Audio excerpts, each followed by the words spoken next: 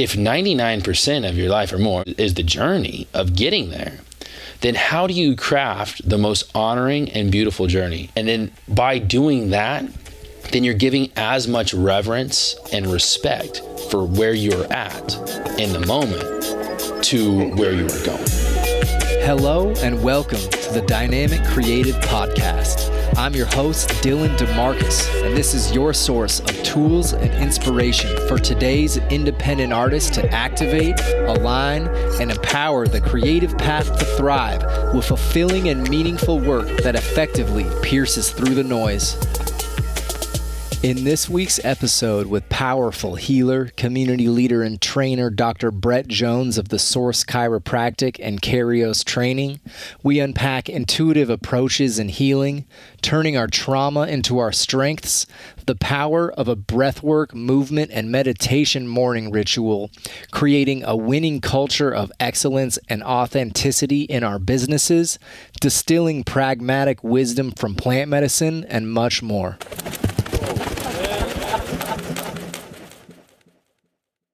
Brett Jones, thank you for coming on Dynamic Creative, my dude. It means a lot. What's up? How you been? This year's been beautiful in so many ways and challenging in others, and just finding ways to be grateful for it all. And yeah, man, the biggest theme for me as of late has been reciprocity and just learning to continue to be able to receive as much as I give, love, and serve. I feel that. Mm-hmm. Can you give us a little synopsis of your origins and what you've been up to these days?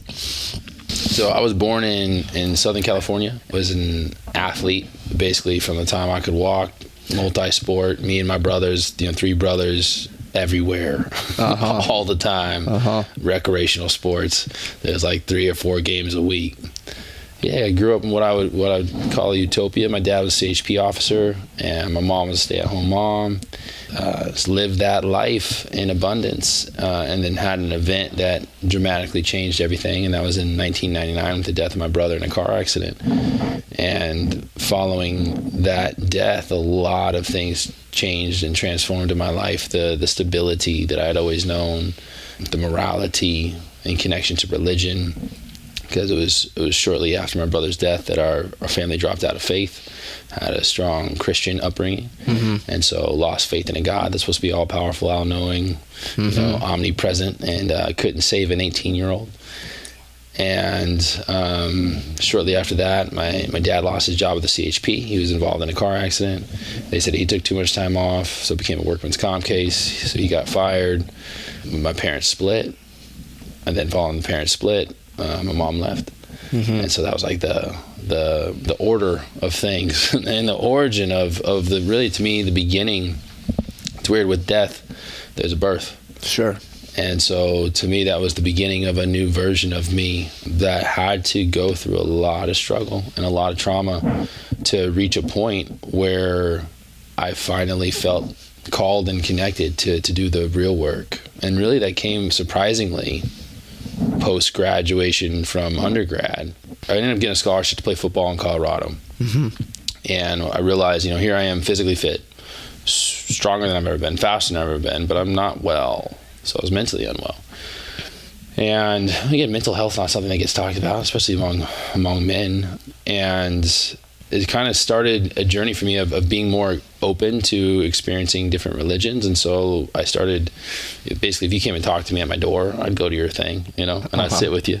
But nothing was calling me. And for whatever reason, I had this strong pull to go into chiropractic. And I think it was just because I wanted to learn more about the human body. And I thought the job looked interesting, that you could use your body, be athletic, and help people.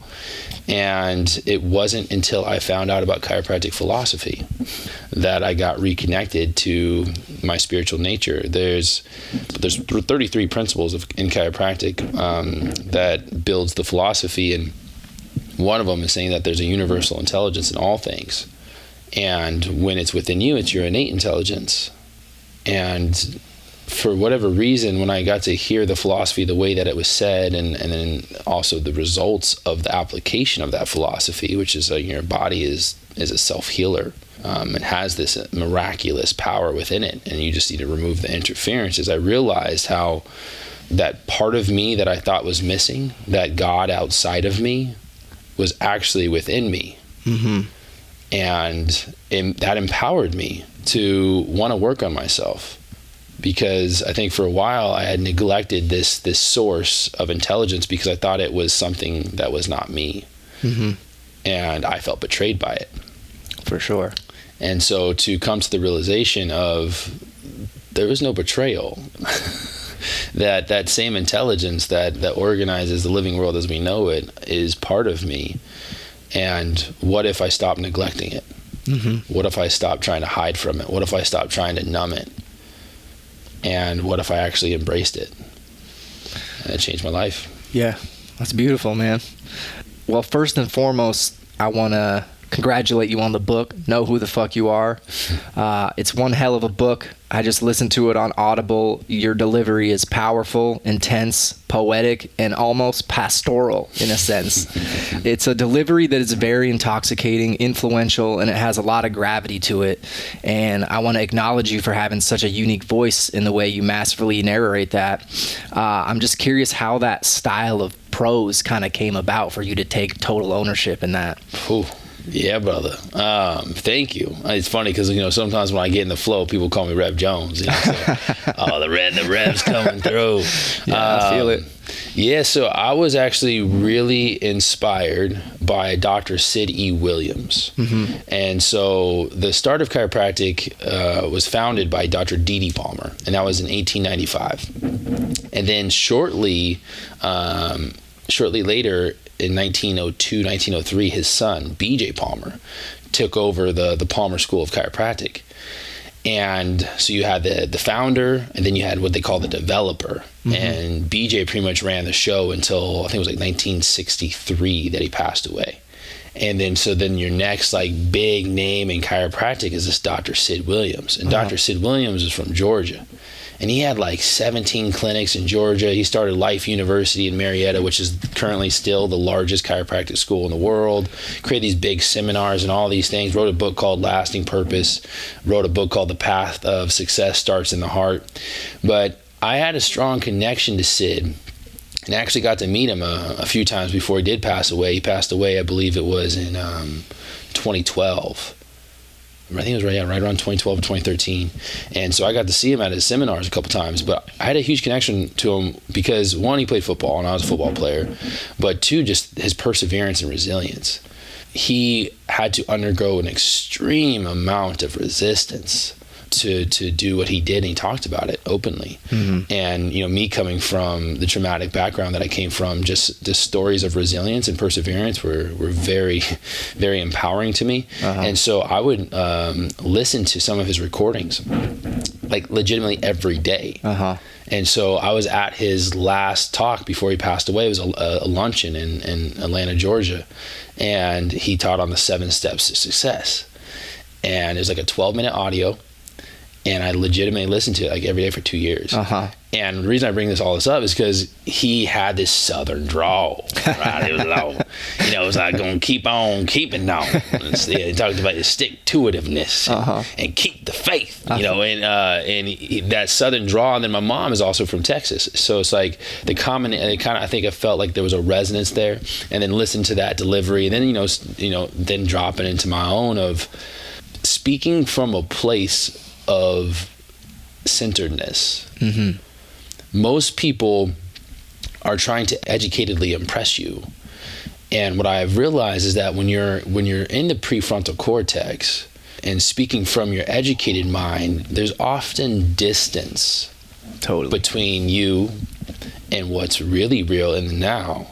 And so through training and through practice, through multiple speeches without a PowerPoint or notes, just learning to come from that authentic place and feel what it feels like to have it come from a center place, from the heart space, and connected to spirit, almost to the point that it feels like you are channeling. There's no gap of thought. Obliterating the monkey mind. Yes, brother. And so there comes the tone, there comes the cadence. creating space within the words and then allowing each word to carry its own medicine. Yeah. You say the book was writing through raw and unfiltered transmissions. So yeah, and that what you said gives all due diligence to that. It's an amazing process and how you go about that, for sure. Thank you.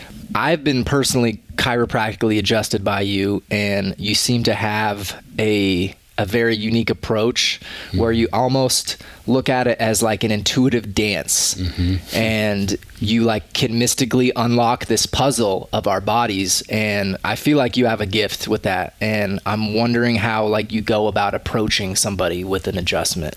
Yeah, I think that's very, very important. And let's also then expand that process to any skill. Sure. Right. So historically, it's been called, the 4 stages of learning. You have first unconscious incompetence. Right. You don't know that you don't know. Right. And then you have conscious incompetence. You become very aware that you don't know and or you're not very good at whatever you're doing. And so that was the original phase. I can even remember working at Starbucks, when I was in high school, and you have all these new freaking drinks to learn, right? And at first you didn't know that all these drink combinations existed with how many pumps and how many shots you need in this with what syrup and blah, blah, whatever the hell it is, right? And then you start to learn about all these difficult combinations, and you're constantly in your head, and stress is stressful. For sure. And so same thing to chiropractic adjustment. Like, you have no idea of what goes into it. Then you start to learn what goes into it, and then you realize, oh my God, there's so much that I need to figure out. Right. Then you become consciously competent. So meaning that you're developing competency, but you still need to be thinking about it while you're doing it. So you still have to think. So if it goes to the chiropractic adjustment, I'm still thinking, okay, I'm going to set up here and I'm going to connect through the facet line of the C5 and C6. And then I got to bend the head over, and then I got to rotate. Then I got to put it into extension. You're thinking about all the processes. Right. And the same thing, a caramel frappuccino gets ordered. And you're like, all right, I need 5 pumps of caramel. I need, you fill the line of the frappuccino mix to this in the blender. You do this scoop of ice based on the size of the drink. It gets the caramel drizzle and it gets the fucking whipped cream. Right. So you're thinking about all the processes, and then you reach a state of unconscious competence, and so you're no longer having to think about it, but you're very competent in it. And I'm going to also introduce a 5th stage, but let's talk about that 4th stage a little bit more. That 4th stage could be called flow. Meaning that if you look at any artist or performer and you ask them about their best performances of their life, and this could be sports too, right? As a football player, same thing with me. Sure. When I didn't have to think about it and my body just knew where to go. So, guard steps down, I know a dive's coming, boom, I feel the hole, right? But I don't have to think, oh, guard step down, I just go. Right. And same thing, like if you're a dancer or a musician, you tend to have your best performances. But I do think there's a 5th stage. And I do think that is when you start to connect to the intuition above self. Right. So part of that you could think of, okay, well, my body just has enough memory, or my mind has gone through this process enough, and you think about it from the ego or the personality or the small self. But then is it possible to attune the temple, the body, which is you, in a way that not only are you competent from a level of your understanding, a level of your experiences, but you actually join the universal field of all consciousness, and then can be the transmitter and the receiver of that information from a greater source of intelligence. Right. And that's mastery. Right. And so I love the way that you introduced what you were feeling while I adjust, because at this stage of the game, that is like my intention. My intention is to get into a space where I become the conduit, right? The empty bone, the hollow vessel for then source to be the director. Right. And then it is like, well, yeah, you're utilizing all the skill set that's been developed, but now you're also joining the cosmic forces of the universe to be able to do things that you never thought possible. 100%. And how do you know you're doing that? You are. So there's multiple times throughout the day I'd be like, I've never seen that adjustment that I've done. I've never learned it anywhere. And it's coming through. So that reminds me of one of my favorite quotes, which is, learn the rules, master the rules, break the rules. Yep. And I feel like that really taps into that. Amen. For sure. I love that. Now, to the community, you're clearly a healer, and you mentioned in your book how you went all out as a football player, and with that comes consequences. For example, like you mentioned your shoulder injuries. You shared with us how you were able to heal yourself and recover from that, and as healers, we can't heal until we heal ourselves. Like, how were you able to overcome all of those years of physical trauma in football in order for you to be a vessel to heal others? I think the number one skill of the healer, right? And the only healer is a self-healer. Very important to understand is that nobody can heal you. They can help facilitate a healing process, but that healing comes from with you. You have to organize into a new energetic capacity to be able to heal yourself. Sure. And so the number one skill of a healer, again, which is the inner healer, is listening. And deep listening. Sure. And that's what I'm starting to learn more and more and more is I could have wanted to, through a dominant masculine force within me, just keep overcoming and just keep doing the things that injured my shoulder. For sure. Right? So that's where ego gets into play. Like, I want to do this activity. It's not feeling honoring to my body, but I just want to do it anyway. Yep. Right? So I realized there were certain lifts that I just couldn't do until my shoulder was going to be healthy. That included pull-ups for a long time. That's how bad my shoulders are fucked up, man. I could barely put any weight on. I couldn't do anything overhead for a while. And so I had to do everything else that was within what my body was calling for in order to really do that work, to allow it to heal in the ways it needed to heal. For sure. And for everybody that's out there, the number one question to ask yourself when you're experiencing a symptom is why. See, because the most immediate is, I'm experiencing this, how do I get rid of it? Or how do I run away from it? How do I numb it, right? And get a shortcut to it. Yeah, there ain't no shortcuts, man. Yep. And so it's like, here's the bit. We'll go meta for a second. Okay.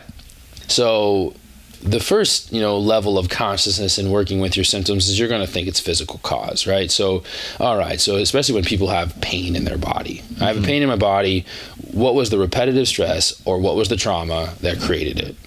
What you'll soon come to realize is that about 80 to 90% of even your physical pain is due to mental and emotional stress. All right. So your first questions may be physical. Right? Okay, how do I need to make adaptations to what I'm doing every day to address my symptoms on the physical?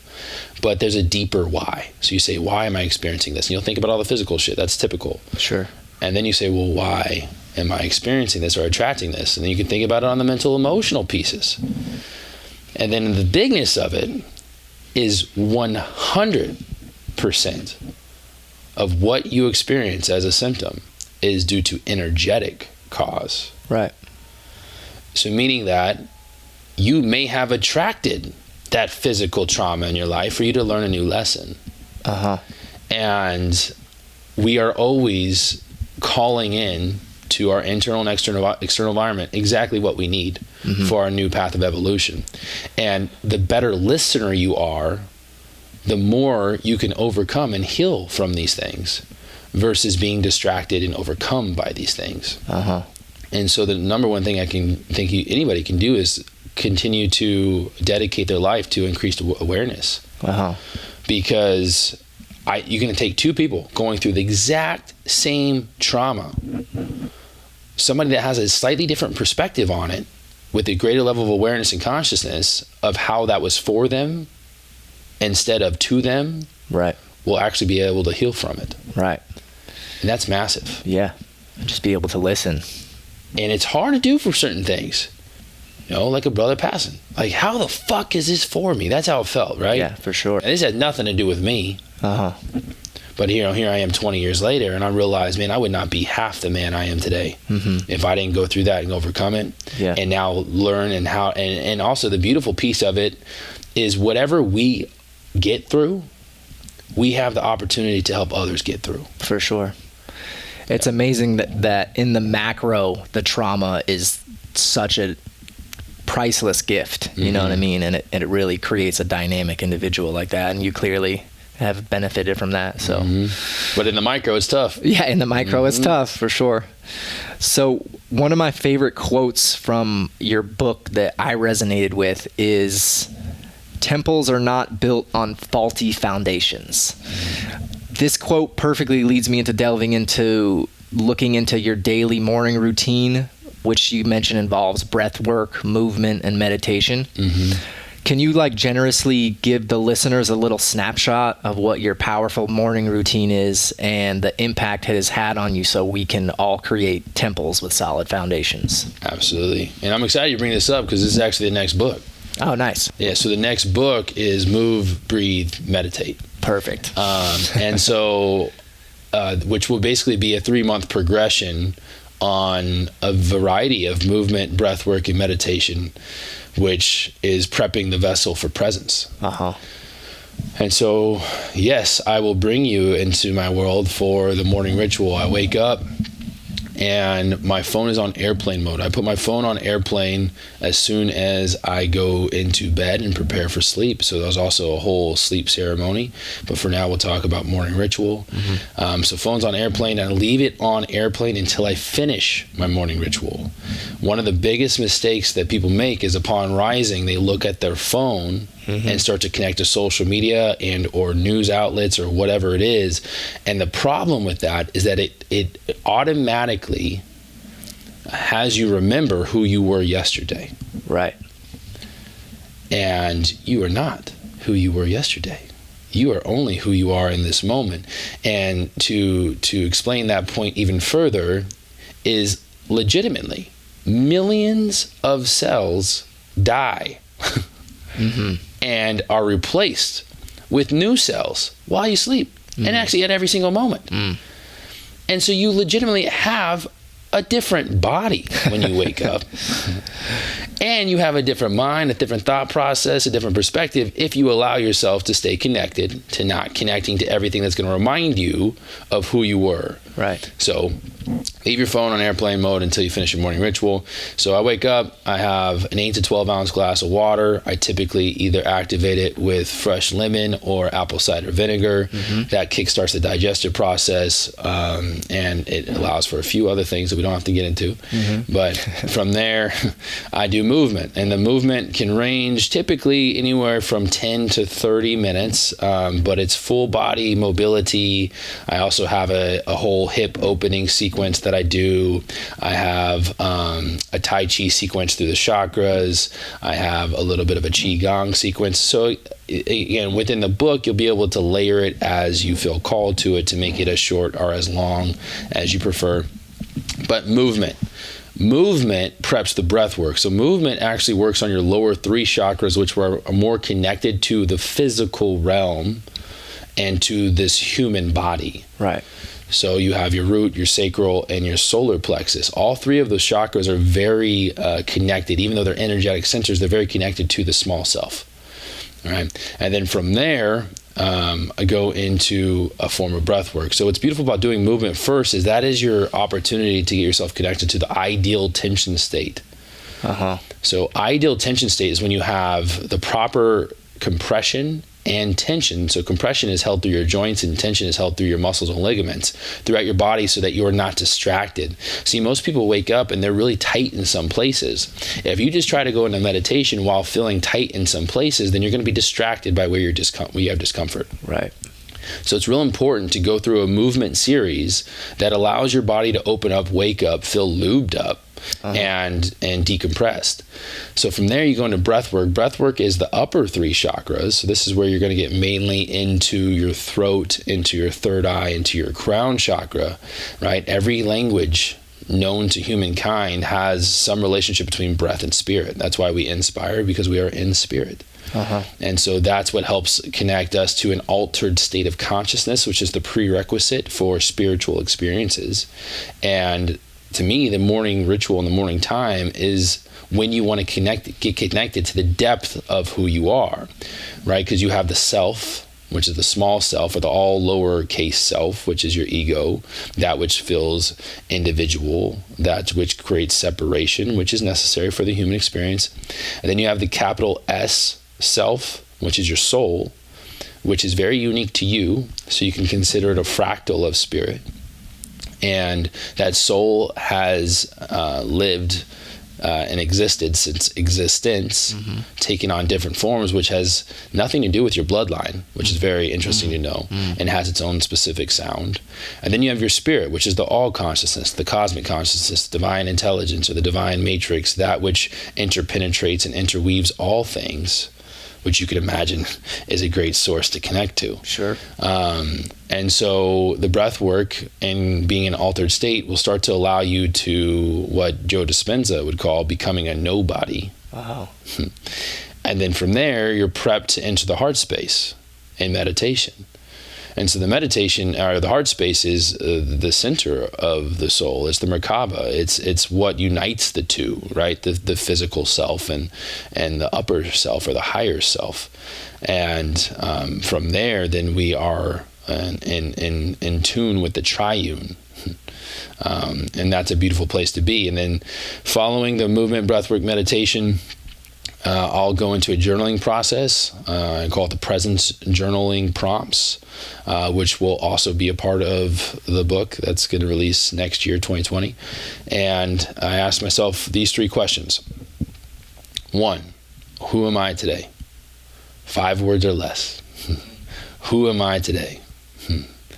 And I encourage you to not get into labels. And so really, again, when you're coming from that meditative place, connected to the heart space and being connected to all of life, who am I today? And then the second question, what is my intention? And when you think about intention, it's important to then really, you could just ask this question instead as an intention, is what do I want to feel? Most people make mistakes in their intentions or their prayers by asking for things that they'd like to do or accomplish. But remember, the only reason we'd ever want to have success or achievement or accomplishment in our life is how we feel. So the true magnifier and the true attractor of life intelligence is feelings. And feelings are always connected to the now. And so how do I want to feel? So if you wake up feeling a certain way, potentially you're putting the flip on it. So maybe you wake up and you're feeling tired, you're feeling disconnected, you're feeling underappreciated. So an intention could be, I want to feel energized, and that my energy builds as the day goes on. I want to feel deeply connected to who I am and my soul purpose. And I want to feel massively appreciated. Okay, that's an intention. Third question is, what are the signals that I will experience by living my intention? And this, there's layers to this, but I just want to give you an example for now. But so this would be, okay, so what are going to basically be the evidence in my life that I'm feeling those things? And so if I said I want to feel massively appreciated, I say that, well, a signal will be that at some point throughout this day, somebody either close to me or not close to me is going to share their gratitude and appreciation with me. Yeah. So there's a sign, and going into the depths of that is stuff that I'm very interested in, but I imagine we can do that another time. But that's the process. So then you got your 3 questions. You got your movement, your breath work, your meditation, your 3 questions. And then from there, the one thing. I say the one thing. What's the one thing I could accomplish today? The one thing, after you go through that, the one thing that I could do today that's going to be most in alignment with that intention and my bigger purpose of life. And then everything else is bonus, meaning that I create a bonus list. And the bonus list is the quote-unquote task list. But what I like calling it bonus, because that way when you accomplish it, you actually have these like real positive emotions associated with, I didn't have to do it, but I did. And there's really only one thing you need to do today to feel what you want to feel. And then everything else is a bonus. And by starting your day this way, you're saying, I value my needs. Which a lot of people don't. Because if you start your day getting connected to emails, getting connected to social media, what you're saying is, I value everybody else's needs more than my own. Sure. This brings up a point in your book where you talk about the thermostat versus the thermometer. I love this concept. It seems to be about taking ownership of your life and pushing through the discomfort, getting your ass out of bed, getting up, moving, creating what you want to step into. So what you said really gets clear with that thermostat versus thermometer. I love that concept. So the concept, like explained simply, is a lot of people will wake up. So the thermometer notices what the temperature is and reports back to you. So if it's 70 degrees in your house, it's going to say thermometer says 70. But the thermostat is the mechanism that you set the temperature. Yep. So you could wake up and you can start bitching about the way everything that you think it is, right? The way that you're feeling it is, or you can become the mechanism that starts to set the tone for your environment. Yep. Well, you've clearly became a thermostat with the businesses you've started successfully and continue to run with both the Source Chiropractic as well as Karios Training. And the second I walked into the Source Chiropractic from getting a number of people referring me there, I knew the second I walked in that it was an energetically special place, and the service you provide there is amazing. I'm curious how you were able to build such a winning and magnetic culture at Karios and the Source. To me, there's nothing more beautiful than people being their authentic vibration. Yep. And I learned that in ceremony, with grandmother. And so my first plant medicine ceremony, here I am, and it's 26, a large group, 26 people. And I didn't know there was going to be songs all night. All right, but there's the Ikoros, the plant medicine songs, and in the beginning, it's the shamans. So it's like, okay, they do this, right? So I'm understanding, all right, this is their thing. They're going to do the chants, they're going to do the songs, and they're probably going to sound pretty good. And then, usually after the first round, they open up to other musicians, singers in the room. And then everybody that's coming in to song, I'm like, how the hell is it I ended up in this, like, professional musician space? Because I'm like, everybody sounded so amazing. Sure. In one, yes, the medicine makes music sound very interesting. But two is that everybody was being their authentic self. Right. And what I realized is that it's impossible to sing your song bad. It's impossible to dance your dance bad. And so I believe the reason the Source Chiropractic and Kairos training culture has become what it's become today is that commitment to its authenticity. That when you walk into the Source Chiropractic, you ain't never seen it anywhere else. It's its authentic vibration. It stands in it boldly. It's committed to principles and values that are of high integrity. And we work with excellence, and we're committed to being better every single day. And when you have that discipline and that commitment and that honoring of self and your authenticity, I feel like that is the key, to being successful, is to continue to honor your own development, to be committed to getting better every single day. And really, I think the number one thing is focus. Sure. Because and that I can contribute to the morning ritual and the continued meditation. But the majority of people are very distracted, and some would say by design. And so if you can actually focus on your own shit, then it's I don't think it's hard to be successful as long as you can focus. Yeah. You recently participated in a powerful seminar where a speaker said, we are all two businesses, the business we are in and the business we are becoming. Both are equally important. And you masterfully flipped that sentiment a little bit into I am who I am and I am who I'm becoming. Yes. In today's rat race culture, so many of us they don't allow ourselves to enjoy in the moment. They're like, until I get this car, then I'll be good. Until I get this, that, or the other, I'll be good. And this quote allowed me to really relax into knowing that it's okay to be where I'm at, but it's also okay to set my goals high and keep my sights set. You know what I mean? So what does that quote mean to you, and how are you staying present with that to keep your trajectory? Yeah. And I love that you're asking this question, because it's even evolved further. And so I believe that chapter was on the sacred dance. Right? There's a sacred dance happening between who we're becoming and who we are now. And it's important to have appreciation for both. Right? So there will be moments where you're going to be focused on the training that is necessary to become the better version or the highest version of self.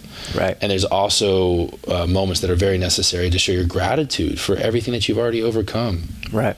And so to me, the next evolution in this is this, oh man, it just came away from this last retreat I was at, and I was so glad it dropped in the way that it did, is so many people set their sights, right, on, again, the next accomplishment, and whether that's growing their social media following to a certain number, or having a certain amount of collections, or like you said, or finally being a homeowner, or whatever it is. But what you realize is those moments are fleeting. Yep.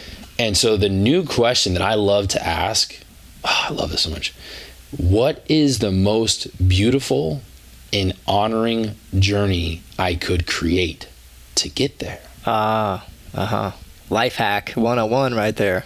Right? So here's the truth, is that actual achievement moment and accomplishment moment will be 1% or less of your life. If 99% of your life or more, pretty much all of it, is the journey of getting there, then how do you craft the most honoring and beautiful journey? And then I feel like by doing that, then you're giving as much reverence and respect for where you're at in the moment to where you are going. Right. So you're thinking about, and in this journey of reaching 1 million followers on Instagram, or whatever it is, what's the most honoring and respectful way I could do it? Yeah. Right? Versus selling my freaking soul, right? And doing storylines 24 hours a day, like you know, that ain't for everybody. Sure. You know, and so it's like, and I would suggest it's probably ain't for nobody. You know, so it's like we need to start thinking a lot more about the journey and how do you craft the most beautiful and honoring journey for yourself, rather than always getting lost in the destination. Right.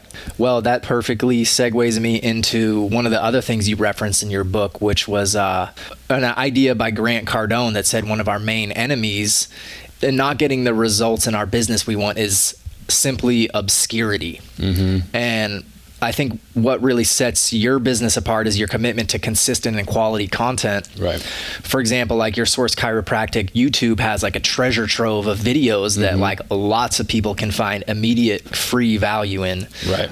So do you have any type of like framework that allows you to stay consistent with all the awesome quality content that you guys just keep somehow magically putting out?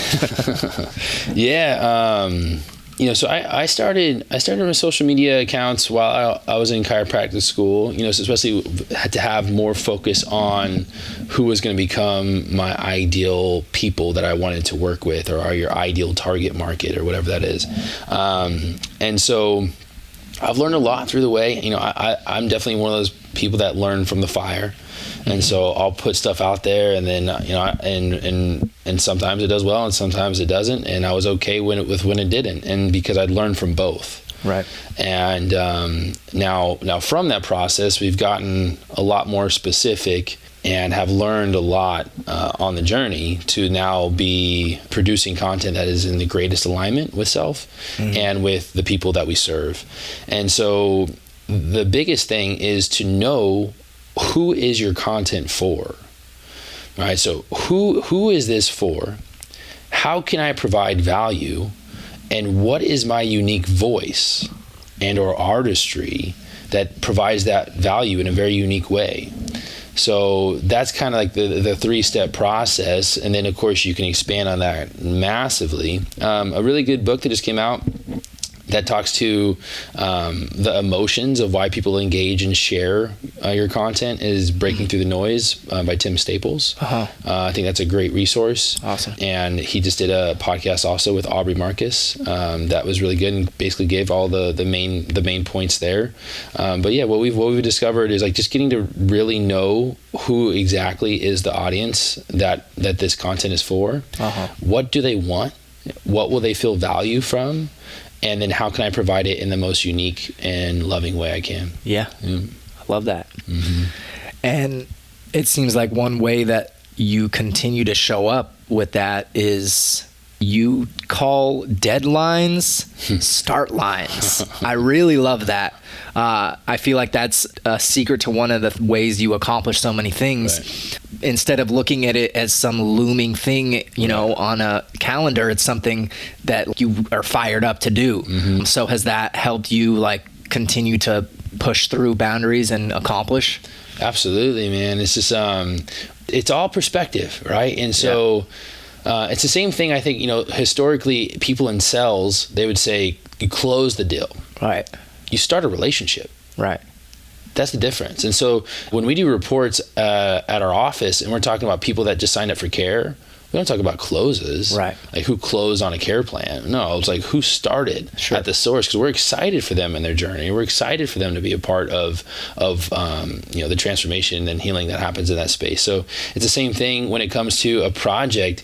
When you can get into the perspective of when I accomplish whatever I am accomplishing, what does that mean to the world? Mm-hmm. What's that mean to humanity? Mm-hmm. What's that mean to myself? What's that mean for my family? Instead of it's just then going on to the next thing, which then goes back to then, okay, this is about the journey. Yeah. So what's the language that is necessary for you to have in your life regarding the things that you're doing already mm-hmm. that are going to be more empowering to you? Mm-hmm. And I really learned that lesson on a deeper level from my mentor, Marvin Talski. He has his own definitions of a lot of the words that he most commonly uses. So if you think about it, God, love, consciousness, mm-hmm. These things that are always, looming and surrounding our environment. What is it that you think about this? Because if I'm using it and I say I love you, and I say I'm talking about God, I'm talking about consciousness, whatever it is, it's like the more we can define, not just define the words in our life, but choose specifically the words we want to use, we realize how that shapes the philosophy of how we view life. Mm-hmm. And perspective is everything. There's another chapter in the book, is all suffering is due to misperception. Mm-hmm. There's a difference between pain and suffering. Pain is going to be necessary, I guarantee you, and more ways than one, for especially when you're growing. But suffering itself is a choice, because that's the mental anguish that we put on it. And I'll tell you right now, it's usually a reflection of the language. For instance, I've got to go do this. Oh, sorry, I've got to go to the gym, or I've got to go to work. Sorry, I wish I could, but I got to work. I get to. Right. One of my favorite parts also in your book is how you delineate the difference between pain and suffering. Mm-hmm. And I feel like that's like a superpower in and of itself. Absolutely. Yes.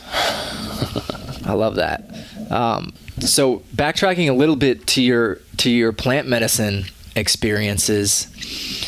So I've done a handful of psychedelic journeys myself, and I know firsthand how powerful they are in helping us pierce through the veil mm-hmm. and helping us really know who the fuck we are. Mm-hmm. I've also been really present to the fact that in this day and age, a lot of us have lost touch with our lineages and our ancestral wisdoms. Now, in the book, you eloquently mention how your grandfather gifted you his bear medicine. Mm-hmm. That wisdom was channeled in one of your medicine ceremonies. I'm really curious, how that multi-prismatic vision played out for you and what that bear medicine means to you. I just want to congratulate you on the word multi-prismatic. That's incredible. So that was my third journey. And I actually had been at home in May taking paternal leave, which was primarily for my wife, because we had our daughter Willow in August, and then my wife was off, I believe, with Willow until January or February. And then she started to develop some pretty strong signs and symptoms of postpartum depression and anxiety. Mm-hmm. And it was really starting to affect her mental health. And she brought that to my awareness. She said, something's not right. And I went into meditation, in the morning that following day after we had a conversation about her describing a lot of the symptoms and signs and the thought processes that she was having. And Spirit spoke. And she said, you need to stay at home with the kids and truly allow your wife to reclaim herself. Mm-hmm. And so she's also a chiropractor, so she could step fully into her practice and not need to worry about what kid needed to be where. And so I took all of May off, and she launched into practice, and she got healthy. Mm-hmm. And while I was there, I got bored. What do you know? So I started digging in the backyard, and I started digging what I was calling a prayer pit. And while doing that, I'm doing research on Inipi ceremonies and just looking at sweat lodges, and started ordering these different tools. And one of them being a buffalo drum, and start taking the buffalo drum into the sauna. And this song comes through. And this is prior to the ceremony that we had in July. So I started playing the song in May. This song comes through, and the first time I was able to sing it, I started crying. I was like, son, what the? Because the song was like strong. I was like, why am I crying if this song is so strong? And I didn't know yet, but I'll come to find out. So we go to ceremony, and a smaller group. I think it was like 12 to 14 people, and real strong feminine presence. So the first hour and a half, it was mainly women there, and there's all women singing, and then they open up circle for me to sing. And I know, well, I got the song, in my back pocket.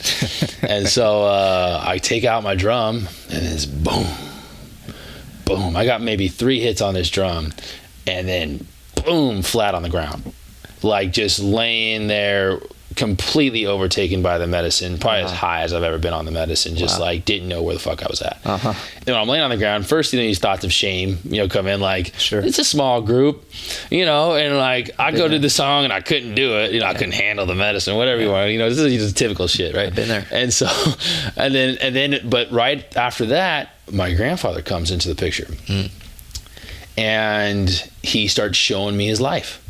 Like the life he lived, all of his challenges that he needed to go through, what he overcame, the struggle, all of it. And then his death. Man, and I had never in my life experienced the depth of sadness from witnessing his death. And I'm crying like I've never cried in my life, like deep belly cries, and the room's quiet. It's just me, just crying. And then I thought I'd reached the depth of the cry, and then it's more. I was like, fuck, man. And just crying. And it seemed like it was forever, and I was crying. And then shortly after, crying and mourning his death, he's wanted me to remember his name. He said, Raymond Boydston, remember my name. And then he's wanting to give me his medicine. And he carried this strong-ass bear medicine. It's not my medicine, or hadn't been my medicine. And I got my ass kicked for the next actual physical 7 hours. But when you're in the medicine space, time is an illusion. And so there was legitimately times that I thought certain parts of that journey was 3 years. I remember actually he told me you need to get outside, and I stand up and I'm walking. I thought I was walking, but it felt like I was on a treadmill. I was going nowhere. And I'm just in the most pain I think I've ever been in. I make my way through that journey, and it was very difficult. And then I realized that song was for him. And so in Integration Circle, I have the opportunity now I was like, well, telling everybody what my journey was, and I take out the drum again, and I hit it, boom, and I almost got crippled again by the energy. But I start breathing. And then through the breath work, I bring my energy back, and I do it. And I felt like, for those that have played Street Fighter, there was a character called Blanca. Oh yeah, it's my guy. That was the green guy. I think had orange hair, right? And he would go into the hunch, and he'd electrocute people. Yeah, I remember. That's what it felt like hitting his fucking drum. Wow. Boom! With every drum hit, I honestly felt like these ripples of lightning coming off, and just it was the most energetic experience I've ever had in my life. And I do this song for my grandfather, and since then, there's a different capacity within me. And it's funny because, while I was going through that journey, and every time he'd come to my third eye, to my vision, I would see him kind of grit his jaw and clench his fist. And now I've realized there's moments in my life where I take that on, and it's it developed this newfound strength, this newfound power, this newfound connection. And all through that journey of connecting to the bear medicine, and sure enough, 4 months later, he did pass away. Wow. That's powerful medicine, and it clearly shows in your path, for sure. Well, you've dropped lots of science on us, and I really appreciate all your generous time and all the wisdom you've been able to share. Is there anything else you want to share with us, with the listeners, like anything you've been up to in the community, any endeavors you're working on, personal projects you want to let us know, as well as like the best way to get a hold of you? Absolutely. So on all socials, you can find me at Dr. Brett Jones with 2 T's. So at Dr. Brett Jones, if you want to connect with me on Instagram or Facebook, and on YouTube, our office is the Source Chiropractic in Oakland, California. And somebody that I've mentored throughout the last 6 years now just opened up his own practice, Dr. Darren Murphy, the Source Chiropractic, now in Denver, Colorado. So there's 2 offerings for the artistry that we bring to the world and the healing facilitation that we bring to the world. In regards to upcoming events, March 21st, 2020 is going to be Soul Revival here in Oakland, California. And I'm hoping my brother, DJ Tiger Fresh, will also be there. He blessed us at the last one we did at the Equinox. It's an honor. And so we're doing it again, just on a bigger scale. So this will be about for 350 people, and having some awesome speakers. We're ending with ecstatic dance. There'll be movement. There'll be breathwork. There'll be meditation. There'll be Kairos trained chiropractors providing healing facilitation. So it's going to be an incredible event again here in Oakland, California, March 21st, 2020. I dropped the book already. The current book is Know Who the Fuck You Are, now available on Audible and on Amazon. Yep. And cop that. The next one is Move, Breathe, Meditate, which should also have a 2020 release. One of the big things I'm involved in here in Oakland outside of practice is Decriminalized Nature, which Decriminalized Nature Oakland is the first organization that passed a resolution for decriminalizing the entheogens. And so that's DMT, which is also ayahuasca, mescaline, psilocybin, and ibogaine, which have massive healing potential. So just really grateful for that organization and what they're doing out there in the world. And since their resolution, there's been over 100 cities that have started that process. Wow. And so the first one that's going to come up is Berkeley. They're due, I believe, here in October, and then potentially at the end of the year, San Francisco. But then you got groups from Oregon and really all over the world now that are making these moves. And so we hope to do it in a way that doesn't lead to the commoditization that happened to cannabis. So keeping it out of big corporate and keeping it accessible to the people that need it most. I love it. That's amazing. You're clearly doing a lot of things to enrich the community. I want to big you up for that, and I appreciate your time, my dude. Thank you. My brother. All right. Yes, sir. Yes.